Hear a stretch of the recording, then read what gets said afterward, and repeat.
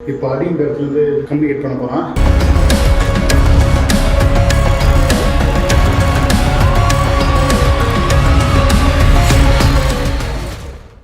Guys எல்லாருக்கும் hi. சரத்தனோட last video possessed video பார்த்துருப்பீங்க. அந்த ஷூட்டுக்கு முன்னாடி என்ன நடந்துச்சுன்ற விஷயத்த நான் இப்போ சொல்லிடுறேன். சொல்லி முடிச்சதுக்கப்புறம் நானும் சரத் ப்ரோவும் சேர்ந்து எங்களோட ஃபாலோ வீடியோ வந்து கண்டினியூ பண்ணுறோம். ஃபர்ஸ்ட் ஆஃப் ஆல் என்ன ஆச்சுன்னா, அந்த ஷூட்டுக்கு முன்னாடி காலையில் ஒரு 7 மணி இருக்கும். நான் ஒரு பெட் டாக் ஒன்று வளர்க்குற சிம்பான்னு என் வீடியோஸ் பார்க்குற ஒரு சில பேர் தெரிஞ்சிருக்கும். அதோட அம்மா நாய் வந்து எங்கள் வீட்டுக்கு வெளியில் காலையில் 7 மணிக்கு வந்து இறந்து கிடந்துச்சு.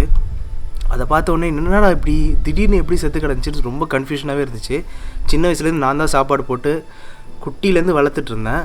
திடீர்னு செத்து போன அப்புறம் அதோடய ஃபேஸ் வந்து திரும்ப ஞாபகம் வந்துகிட்டே இருந்துச்சு. ரொம்ப அழுக வந்துச்சு, கண்ட்ரோல் பண்ண முடியலனால. பட் இவங்களாம் வந்திருக்காங்களே, இவங்கள பார்த்துக்கணும், எதுவும் தெரிஞ்சிக்கூடாது காட்டிக்கூடாதுன்றதுக்காக இவங்கள்ட்ட எதுவும் சொல்லிக்கல. அண்டு செகண்ட் என்னென்னா, மதியம் ஒரு 1 மணிக்கிட்ட என் ஃப்ரெண்டுகிட்டேருந்து ஃபோன் வருது. இந்த மாதிரி மச்சான் நம்ம சீனியர் அண்ணா இருக்கார்லடா, இவர் இறந்துட்டார்ரா ஆக்சிடெண்ட்டில் அப்படின்னு வந்து ஒரு நியூஸ் வந்துச்சு. எனக்கு ரொம்ப ஃபேவரட்டான ஒருத்தர், ரொம்ப க்ளோஸாக இருக்கிற ஒரு அண்ணன். அவர் வந்து இறந்துட்டாருன்னொடனே இன்னும் நொந்து போயிட்டேன் நான். அன்றைக்கி ஃபுல்லாகவே பேட் வைப்ஸ் தான், ஃபுல் அண்ட் ஃபுல் நெகட்டிவாக தான் இருந்துச்சு. இந்த டெத்தை பற்றி யோசிச்சுட்டு இருந்தேன். அன்றைக்கி நைட்டே வந்து ஷூட்டு 3-4 மாதத்துக்கு ஒரு டைம் தான் அந்த கொலாப் வீடியோலாம் எடுப்போம், ரொம்ப ரேர் தான். அதனால் சரி ஓகே பண்ணிடலாம் அப்படின்னு தான் இருந்துச்சு. பட் ஃபுல் அண்ட் ஃபுல் அந்த டெத்தையும் வந்து நினச்சிட்டே இருந்தேன். அதனால தான் இப்படி ஆச்சா என்னன்னு எனக்கு தெரியல. ஸோ கைஸ், இதுதான் வந்து ஷூட்டுக்கு முன்னாடி நடந்துச்சு. அண்டு ஷூட் அப்போ என்ன நடந்துச்சுன்றதை ஃபாலோ வீடியோவில் நாங்கள் கண்டினியூ பண்ணுறோம். ப்ரோ வாங்க,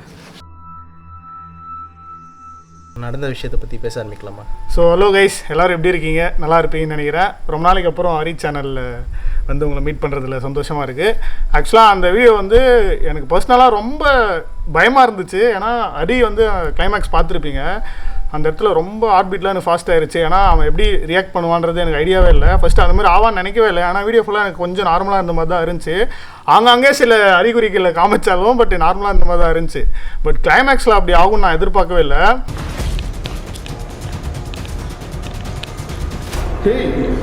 அப்படி ஆனப்புறமே எனக்கு ரொம்ப ரொம்ப பயமாயிருச்சு. சீரியஸாக ஒரு ஸ்டெப்பு வரதுக்கு பயமாக இருந்துச்சு. அது இல்லாமல் அங்கே என்னடா பண்ணுறேன்னு கெட்டவத்தில் திட்டுறான். நான் பீப் போட்டேன் வீடியோவில். வாடா போகலாம், அவ்வளோதான் முடிஞ்சிருச்சுவா.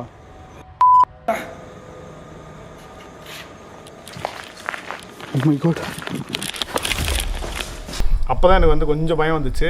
பட் எனிவே அங்கேருந்து சேஃபாக வந்துட்டோம். அந்த வீடியோ எடுக்கிறதுக்கு முன்னாடியே சில விஷயம்லாம் அறிக்கை நடந்திருக்கு. அப்போ என்கிட்ட சொல்லலை, அதுக்கப்புறம் இப்போ சொன்னால் உங்ககிட்ட சொல்லியிருப்பான்னு நினைக்கிறேன். சொல்லியிருக்கேன், சொன்னேன் வீடியோ ஸ்டார்டிங்கில் அப்படி சொல்லிட்டு தான் ஆரம்பிச்சேன். ஸோ அதெல்லாம் கேட்ட அப்புறம் தான் எனக்கு மேபி அவனுக்கு ஏதாச்சும் அஃபெக்ட் ஆகிருக்குமோ அந்த மாதிரி. அதனால தான் வந்து வீடியோவில் அவ்வளோ பேசவே இல்லை. ஃபுல் அண்ட் ஃபுல் அந்த தாட்டே வந்து ஓடிக்கிட்டே இருந்தால் தான் செலக்டடான இடத்துல. ஆமாம், நிறைய பேசியிருக்கவே மாட்டான். ஹரி பார்த்தீங்கன்னா ரொம்ப அமைதியாக, நேச்சுரலாக தான் அமைதியாக இருக்க ஒரு கேரக்டர் தான். பட் அன்றைக்கி ரொம்ப ரொம்ப அமைதியாக இருந்தான். அந்த வீடியோவே ஒரு மாதிரி அமைதியாக போயிட்டு இருக்கோம். இந்த மிஸ்கின் படத்தில் வர மாதிரி ரொம்ப சைலண்டாக போயிட்டு. நார்மலாக வீடியோவில் பார்த்தீங்கன்னா ராகுல் ஜெகன்லாம் இருப்பாங்க, கலகலன்னு சத்தங்கள் பேசிக்கிட்டே கரெக்டாக இருக்கும். பட் இந்த வீடியோ வந்து ரொம்ப சைலண்டாகவே இருந்திருக்கும். இவர் கேட்குற இதுக்கு மட்டும் அங்கே ஏதாவது நடந்துச்சானா கரெக்டாக அந்த இதுக்கு மட்டும்தான் ரெஸ்பாண்ட் பண்ணிட்டு இருந்தேன். மற்றபடி எதுவுமே பேசலை.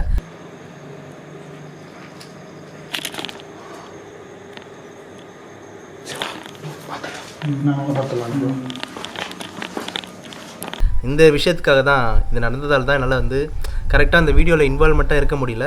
பட்டு இன்வால்வ் ஆனதுக்கு அப்புறம் தான் வந்து என் கூட இன்வால்வ் ஆகிடுச்சு. நிறைய பேருக்கு இந்த மாதிரி நடந்திருக்கு. நான் வந்து அதுக்கப்புறம் விசாரித்தேன், எதனால் உனக்கு பேய் பிடிச்ச மாதிரி இருந்துச்சா, உங்கள் மனநிலைமை அப்போ எப்படி இருந்துச்சுன்னு கேட்டிருந்தேன். அது வந்து என்கிட்ட சொன்னாரி. ஸோ நான் சொல்கிறத விட நீயே சொல்லு, அந்த டைமில் உனக்கு எப்படி இருந்துச்சு? லைக் அந்த ஒரு சிச்சுவேஷன் நிறைய வந்து நாங்கள் கட் பண்ணிட்டோம். அதெல்லாம் வந்து கொஞ்சம் எங்களுக்கே ஒரு மாதிரி பார்க்கறது கஷ்டமாக இருந்துச்சு. அண்ட் அது எப்படி கம்மி ஆகுன்றதுல பயமாக இருந்துச்சு. நிறைய சீன் வந்து அந்த ப்ரொசஸ் ஆனதுக்கப்புறம் நிறைய சீன் வந்து கட் பண்ணிட்டாங்க. அந்த ஃபுட்டேஜ் எல்லாம் போட்டோன்னா ரொம்ப என்ன சொல்கிறது, வைலண்டாக இருக்கும். கம்யூனிட்டி கைட்லைன் வந்து வயலேட் பண்ண மாதிரி இருக்குன்றதுக்காக கட் பண்ணிவிட்டு ரொம்ப ஷார்ட்டான சீன் தான் வச்சுருந்தாங்க. நான் வந்து கொஞ்சம் எக்ஸ்ட்ராவாக பேசிட்டேன். இந்தமாரி எனக்கு ரொம்ப நாள் ஆசை, என் உடம்புல வந்து பூருங்க அப்படின்ற மாதிரிலாம் சொல்லிட்டேன். சொன்னதுக்கப்புறம் மறுபடியும் இந்த இருமல் வர ஆரம்பிச்சது. அப்போ என்னை மீறி என் கண்ட்ரோலே மிஸ் ஆகி தானாக நான் போகிற மாதிரி ஃபீல் ஆகுது. ஆனால் என்னால் கண்ட்ரோல் பண்ண முடியல, நிற்க முடியல என்னால் ஒரு இடத்துல. திடீர்னு பார்த்தா நான் மேல் ரூமில் இருக்கேன், அந்த ஞாபகம் இருக்குது. திடீர்னு பார்த்தா எங்கேயோ உட்காந்துருக்கேன், அந்த சின்ன சின்ன பார்ட்லாம் வந்து எனக்கு ஞாபகம் இருக்குது. ஆனால் சுத்தமாக என் கண்ட்ரோல்லே இல்லை எந்த விஷயமும். அங்கே பேசவே முடியல. வாய்ஸ் ஒரு மாதிரி சேஞ்ச் ஆகிடுச்சு, ரொம்ப ஹார்ட் ஆகிடுச்சு. ஆல்ரெடி எனக்கு வாய்ஸ் கொஞ்சம் ஒரு மாதிரி தான் கரகரா ஆகும், voice. கரகரா வாய்ஸ் மாதிரி தான் இருக்கும். அந்த இதில் ரொம்ப மாறிடுச்சு. என்ன மீறியே நான் இவரெல்லாம் திட்டுறேன், நேர்லலாம் அப்படி இல்லை. பேசிட்டு இருக்கும்போது இடையில வாடா போடுங்கன்னு சொன்னா வாடா போடான்னு சொன்னா கூட பரவாயில்ல, ஆனா அதையும் மீறி நிறைய வார்த்தைகள் அதெல்லாம் வந்து என்னை மீறி பேசுனது தான் அது. இந்த மாதிரி நிறைய பேர் பொசஸ்ட் ஆயிருக்காங்க. வில்லேஜ்ல இருக்கவங்களுக்கு தெரியும், நிறைய பேர் இந்த மாதிரி கூட்டு போயிருச்சு, காத்து சோகை, இந்த மாதிரி நிறைய விஷயங்கள் சொல்லுவாங்க. பட் பெருசா அதில் எனக்கு உடன்பாடு இல்லை. இருந்தாலும் அரிக்கு வந்து ஆல்ரெடி ஒரு டிப்ரெஷன், ஒரு மென்டல் ப்ரெஷர்ல இருந்திருக்கான். எனக்கு தெரியாது, நான் அதை பற்றிலாம் எதுவும் கேட்கல. ஸோ அதுவும் இந்த இடத்துல வந்ததும் வந்து ரொம்ப அஃபெக்ட் ஆயிருக்கு. அது மட்டும் இல்லாமல் அந்த இடம் எதுனா, நம்ம ஸ்பூக்கி கௌதம் ஆல்ரெடி எக்ஸ்ப்ளோர் பண்ண ஒரு இடம். ஸ்பூக்கி கௌதம் கூட போன ஒருத்தவருக்கும் இதே மாதிரி வந்து காது கிட்ட ஏதோ ஒரு பொம்பளை பேசின மாதிரி இருந்துச்சுன்னு சொல்லிட்டு அவர் ரொம்ப அஃபெக்ட் ஆகிட்டு லூஸ் மோஷன் இது மாதிரி ஃபீவர்லாம் வந்து ரொம்ப சீரியஸாக ஆகிட்டு இருக்காரு. அதுலேருந்து வந்து ஒரு ஷூட்டுக்கே வரது இல்லையா ஸ்பூக்கி கௌதம் வீடியோக்கு. அவர் அந்த எக்ஸ்பீரியன்ஸ் எனக்கு ஷேர் பண்ணியிருந்தாரு. ஸோ அப்போயே வந்து எனக்கு நார்மலாக தானே இருக்குது, சின்ன பில்டிங் தானே, அப்படி தான் நினச்சேன் நான். பட் அதுவும் எதுவும் கனெக்ட் ஆயிடுச்சு. அதுக்கப்புறம் கௌதம் எனக்கு ஃபோன் பண்ணி சொன்னான், என் கூட வந்திருக்கும் இந்த மாதிரி தான் ஆச்சு, பட் ஆஃப்டர் வீடியோ அந்த மாதிரி அஃபெக்ட் ஆச்சு. வீக்காக இருக்கிறத விட பயங்கர நெகட்டிவ் தாட்ஸோடு போனாலும் பொசஸ் ஆகுன்றது வந்து அன்றைக்கி தான் எனக்கே தெரிஞ்சுது. ஃபுல் அண்ட் ஃபுல் வந்து அந்த நான் தூக்கி வளர்த்த நாயும் இறந்துருச்சு, என்னோடய பெஸ்ட்டு ஃப்ரெண்டான என் சீனியர் 2 பேருமே போயிட்டதால் நான் ஃபுல் ஷூட்லேயும் வந்து அந்த இடத்த கான்சன்ட்ரேட் பண்ணாமல் நான் அதை பற்றி யோசிச்சுட்டே இருந்ததால் தான் வந்து எனக்கு இப்படி நடந்திருக்குமோன்னு என்னோடய பர்சனல் ஒப்பீனியன். மற்றபடி இதுவரை ஒரு 10 வீடியோ 15 வீடியோ கிட்ட எடுத்திருக்கோம், எந்த இதுலேயும் இந்தமாரி எனக்கு நடந்ததில்லை பர்சனலாக. ஆனால் இந்த ஷூட் அப்போ வந்து இப்படி நடந்தது தான் எங்களாலே நம்ப முடியல. அது மட்டும் இல்லாமல் அது ரொம்ப சின்ன பில்டிங்காக இருக்கிறதுனால 2 பேர் போய் எடுக்கலாம் அப்படின்னு முடிவு பண்ணியிருந்தோம். 2 பேருக்கும் சென்டரில் இருந்துச்சு அந்த பிளேஸு. ஸோ நீ இப்படி வா, நான் அப்படி வரேன்னு சொல்லிட்டு நாங்கள் பிளான் பண்ணி தான் போனோம். அது இல்லாமல் இன்னொரு சுவாரஸ்யமான விஷயம் என்னன்னா, நாங்கள் ஷூட் பண்ணுறதுக்கு முன்னாடியே எங்களை 4-5 பேர் வந்து வளைச்சிட்டாங்க. வளைச்சிட்டு இந்த மாதிரி நீங்கள் யார் அது இதுன்னு சொல்லிட்டு நிறைய கேள்விகள் கேட்க ஆரம்பித்தாங்க. எதனாலலாம் அங்கே வந்து ஹரி என்னாச்சு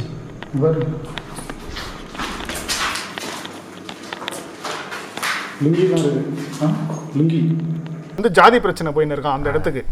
எங்கள் ஜாதிக்காரங்க தான் இங்கே வந்து நாங்கள் குடிப்போம் எல்லாம் பண்ணுவோம், நீங்கள் இங்கே வரக்கூடாது. ஆக்சுவலாக அது ஒரு அபண்டன்ட் பிளேஸு. அந்த இடத்துல வந்து 2 பேர் வந்து பிரச்சனைலாம் இருக்குது, நீங்கள் போகாதீங்க, இது பண்ணுற இடம், போட்டு தள்ளுற இடம். நான் எங்களே வந்து இவனுங்க ஏதோ இது பண்ணாங்க, நாங்கள் வந்து அவங்கள போட்டு தள்ள வந்துட்டோம்னு நினச்சிட்டு எங்களை வந்து விசாரிச்சுட்டு இருந்தாங்க. அதுக்கப்புறம் புரிஞ்சுக்கினாங்க, எதுவும் சொல்ல, அதெல்லாம் ஒன்றும் பிரச்சனை இல்லைப்பா, சேஃபாக எடுத்துகிட்டு போங்க, ஆனால் இதுக்கப்புறம் வராதிங்க, ரிஸ்கான இடம், சைக்கோஸ் இருக்கிற இடம் அப்படின்னு சொல்லியிருந்தாங்க. நல்ல வேலை அப்போ சைக்கோஸ் மாட்டல. ஆமாம், ஆனால் வேற ஏதோ லேடி கோஸ்ட் தான் வந்துருச்சு. அப்போ நிறைய சவுண்டு நான் கம்யூனிகேட் பண்ணும்போதும் பார்த்தீங்கன்னா ஒரு பறவை சவுண்ட் அப்படியே 360 டிகிரில் கத்துற மாதிரி சவுண்டு கேட்க ஆரம்பிச்சிருச்சு. அதுக்கப்புறம் அரி சவுண்டு எனக்கு கொஞ்சம் தள்ளி இருந்ததுனால சுத்தமாக எனக்கு சவுண்டு கேட்கல. அதுக்கப்புறம் லைட்டாக சவுண்ட் கேட்குற மாதிரி இருந்துச்சு. நான் போய் பார்த்தா மேலே நின்றுருக்கான். அதுதான் உண்மையான ஆரர் மூமெண்ட்டாக இருந்துச்சு எனக்கு. அவர் நின்று இருக்கும்போது கமெண்ட்லேயும் நிறைய பேர் சொல்லியிருந்தீங்க, அந்த இடத்துல வந்து எனக்கு ஹார்ட் பீட் அப்படியே டான்ஸ் ஆட ஆரம்பிச்சிருச்சு அப்படின்னு. நம்ம சிவாவை போட்டு ஃப்ரேம் ஆட்டி வச்சிருப்போம் அந்த இடத்துல. அதனால எல்லாரும் அந்த இடத்துல பயந்ததா சொல்லியிருந்தாங்க கமெண்ட்ல நிறைய பேர். என் உடம்புல போருங்க எனக்கு ரொம்ப நாள் ஆசை அப்படின்னு மீம் இது பண்ணியிருந்தாங்க. இந்த சொல்வதெல்லாம் உண்மை. எங்கேருந்து வரீங்க? எங்கேருந்து வரீங்க முருகன்? உங்களை பார்த்த உடனே எனக்கு ரொம்ப வருஷமா எனக்கு ஆசை இருந்தது இந்த இடத்துக்கு வர்றதுக்கு. ஆசை இருந்ததா?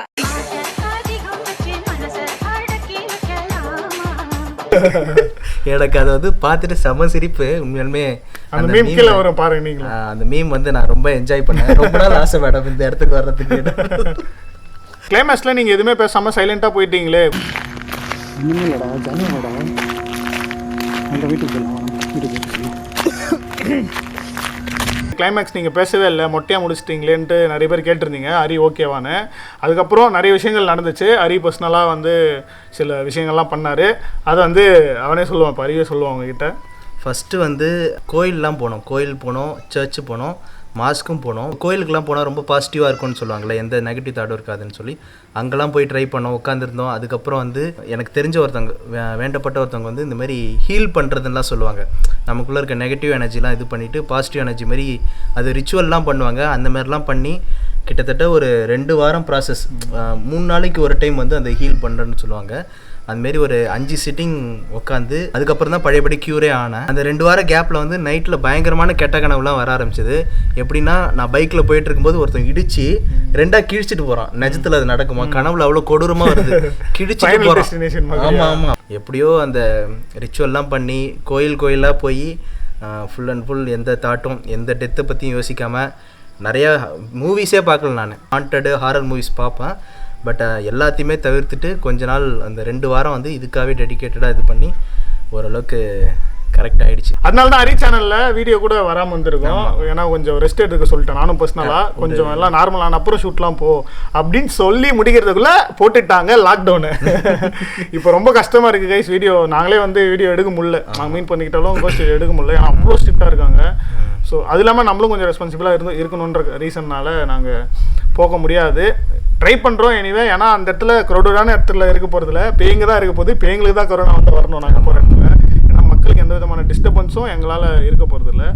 பார்க்கலாம். கமெண்ட்ல சொல்லியிருந்தாங்க நமக்கெல்லாம் வேக்சின் போடணும், பேய்க்கு அலர்ஜி வந்துடும், அலர்ஜி வந்துடும், எங்களுக்கு வேக்சின் போடுங்க முதல்ல அப்படின்லாம் நிறைய பேர் கமெண்ட் பண்ணியிருந்தீங்க, பார்த்துக்கிறோம். ஸோ கைஸ் முடிஞ்ச வர அப்பப்போ வீடியோஸ் போட ட்ரை பண்ணுறோம், இந்த பிரச்சனைலாம் சால்வ் ஆகட்டும். அண்ட் கைஸ் இந்த வீடியோ உங்களுக்கு பிடிச்சிருந்துச்சுன்னா உங்கள் ஃப்ரெண்ட்ஸு ஃபேமிலி ரோட்டில் போகிற வரவங்க எல்லாருக்கும் நம்ம சேனல் லிங்க்கை ஷேர் பண்ணுங்கள். ஷேர் பண்ணிட்டு நான் சொல்ல வேண்டிய விஷயம் அது உங்களுக்கே தெரியாது என்னன்னா சப்ஸ்கிரைப் பண்ணிக்கோங்க. பிகாஸ் நான் வீடியோ போடுறத ஸ்டாப் பண்ண மாட்டேன். நானும் வச்சுட்டா அடிக்க ரெடியில் விழுந்துருப்போம், கேமரா பறந்துடும். பண்ணுறீங்களா?